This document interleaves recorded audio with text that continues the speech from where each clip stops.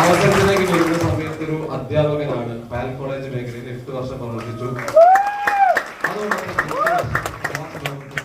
വലിയ കടബാധ്യത ഉള്ള സമയത്താണ് ഈ അവസരം കേൾക്കുന്നത്.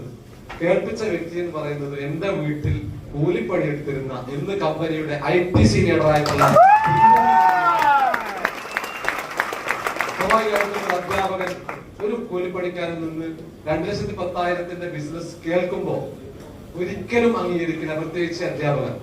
കാരണം സമൂഹത്തിൽ നല്ല വിവരങ്ങളില്ല എന്ന് ചിന്തിക്കുന്ന, അല്ലെങ്കിൽ എന്താ പറയാ, അധ്യാപകർ എന്തെങ്കിലും ക്ഷമിക്കണം. അതായത് നമ്മളിപ്പോ ഒരാളോട് സംശയം ചോദിക്കുന്നത്, ഒരു അധ്യാപകനോട് സംശയം ചോദിക്കുമ്പോൾ ഒരിക്കലും അത് അറിയില്ല എന്ന് പറയില്ല. അപ്പൊ അതുകൊണ്ടാണ് ഞാൻ അങ്ങനെ പറഞ്ഞത്. ഏതായാലും അങ്ങനെയുള്ള ഒരു വ്യക്തി ഒരുപാട് ശങ്കിച്ചിട്ടുണ്ട്. പക്ഷെ അദ്ദേഹത്തിന്റെ വളർച്ച എങ്ങനെയാണെന്ന് ചോദിച്ചു കഴിഞ്ഞാൽ ഓരോ ദിവസവും അദ്ദേഹം